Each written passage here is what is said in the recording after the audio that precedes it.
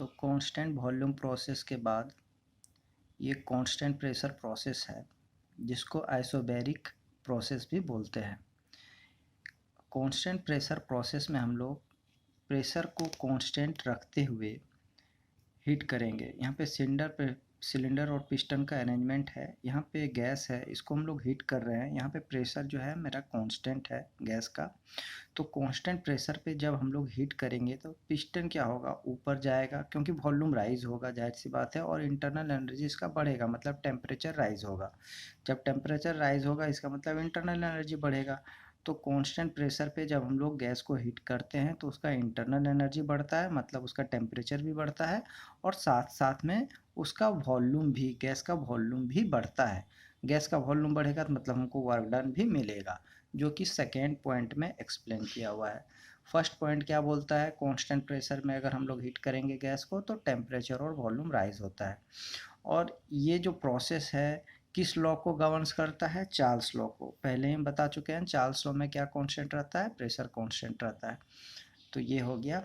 अब इसका PV diagram हम लोग एक बार समझ लेते हैं। पीवी डायग्राम में क्या है, प्रेशर हमारा कांस्टेंट है, मतलब P1 बराबर P2। यहाँ पे हम लोग देखेंगे तो क्या हो जाएगा, P1 बराबर P2।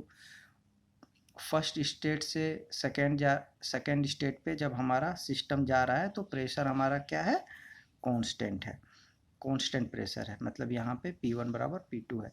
लेकिन वॉल्यूम क्या हो रहा है, यहाँ पे देखिए वॉल्यूम यहाँ पे था, वॉल्यूम यहाँ पहुँच गया, मतलब वॉल्यूम राइज हो रहा है। अगर इस कर्व के, इस लाइन के नीचे का एरिया निकालेंगे तो ये हमारा क्या हो जाएगा, वर्क हो जाएगा, W12 हो जाएगा। 12 क्या है, एक स्टेट से सिस्टम दूसरे स्टेट पे जा रहा है करके, जब उसको हम लोग हीट कर रहे हैं। तब हम लोग कितना हीट सप्लाई किए सिस्टम में, कांस्टेंट प्रेशर पे हम लोग ये प्रोसेस कर रहे हैं। तो Q12 हीट सप्लाइड, Q12 अगर मानते हैं, 12 क्या है, स्टेट 1 और ये स्टेट 2 है। मतलब जो प्रोसेस हो रहा है, जो सिस्टम है वो स्टेट 1 से स्टेट 2 में जा रहा है जबकि प्रोसेस हो रहा है जब हम लोग इसको कांस्टेंट प्रेशर पे हीट कर रहे हैं। तो Q12 हीट सप्लाइड क्या हो जाएगा, एम सी पी, एम मतलब जितना एम के जी का अगर मास लिए हैं तो ये एम, सी पी क्या है, specific heat at constant pressure, और ये क्या हो जाएगा, टेम्परेचर डिफरेंस, मतलब डी टी, मतलब M C P D T हो जाएगा। इतना हीट हम लोग सप्लाइड कर रहे हैं।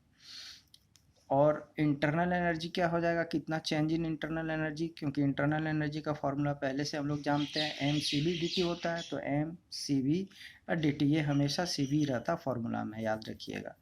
तो M C B D T again T2 minus T1 हो जाएगा, ये हमारा इंटरनल एनर्जी हो जाएगा।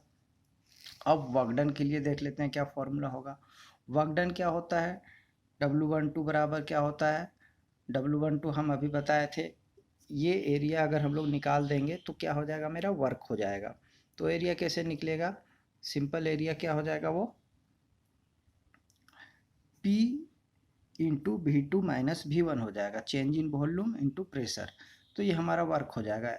यहाँ से भी हम लोग देख सकते हैं, क्योंकि W क्या होता है, इंटीग्रेशन ऑफ P dV होता है। 1 से 2 में इसको इंटीग्रेट कर देते हैं dV को, तो इस टर्म को इंटीग्रेट कर देते हैं तो dV का क्या हो जाएगा, P कांस्टेंट है, बाहर चला गया, dV का इंटीग्रेशन हो जाएगा V, और फिर इसमें लिमिट हो जाएगा 1 से 2, तो ये क्या हो जाएगा P, ये हो जाएगा V2 माइनस V1। तो यही चीज़ हम यहाँ पे लिखे, आप देख पा रहे हैं, वर्क डन बराबर हो जाएगा P V2 माइनस V1। और हम लोग अगेन जानते हैं, क्या जानते हैं, P भी बराबर होता है MRT। तो यहाँ पे जब हम लोग P V2 माइनस V1 लिखेंगे तो ये टर्म हो जाएगा MRT2 माइनस T1। तो ये हमारा क्या हो जाएगा, वर्क हो जाएगा।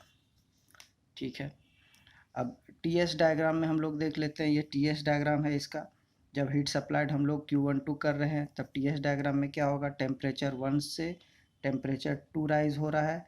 यहाँ पे जो ग्राफ प्लॉट होगा वो कर्व होगा, मतलब यहाँ पे इंट्रोपी S1 है, यहाँ पे इंट्रोपी S2 है। इंट्रोपी राइज हो रहा है और साथ में टेम्परेचर भी क्या हो रहा है, राइज हो रहा है। ये जो है वो कांस्टेंट वॉल्यूम प्रोसेस वाला ग्राफ है जो पहले हम लोग समझाए थे। तो कंपेयर करने के लिए यहाँ पे दोनों ग्राफ को प्लॉट कर दिए हैं। ये कांस्टेंट प्रेशर वाला है और ये कांस्टेंट वॉल्यूम वाला है। तब अब अगर एम के जी का हम लोग मास लिए हैं तो अगेन हीट सप्लाइड कितना होगा, M C P D T, हम लोग यहाँ से भी देख चुके थे, M C P D T होगा, M C P D T होगा। तो इस इक्वेशन में हम लोग टी डिवाइड कर देते हैं, तो यहाँ पे भी टी डिवाइड कर दिए, यहाँ पे भी टी डिवाइड कर दिए। Again D Q, del Q by T क्या होता है, डेल क्यू बाई टी होता है D S, change in entropy होता है, तो यहाँ चेंज इन इंट्रोपी हम लिख दिए, ये टर्म वैसा ही है। अब इसको इंटीग्रेट कर देते हैं, तो डी एस के रिस्पेक्ट में अगर इसको इंटीग्रेट करेंगे तो चेंज इन इंट्रोपी मेरा कितना है, S1 से लेके S2 तक, S1 से लेके S2 तक, तो लोअर लिमिट S1 हो गया, अपर लिमिट S2 हो गया। उसी तरह यहाँ पे देख रहे हैं हम लोग इस इंटीग्रेशन को किसके रिस्पेक्ट में कर रहे हैं, टेम्परेचर के रिस्पेक्ट में, तो क्या हो जाएगा यहाँ पे लिमिट T1 से T2, क्योंकि टेम्परेचर कितना चेंज हुआ, T1 से लेके T2, जो कि यहाँ पे देखिए T1 से लेके T2। तो इसको जब हम लोग इंटीग्रेट कर देंगे तो क्या हो जाएगा, ये टर्म क्या हो जाएगा, तो 1/T डी टी का इंटीग्रेशन क्या होता है, लॉग ई टी हो जाएगा।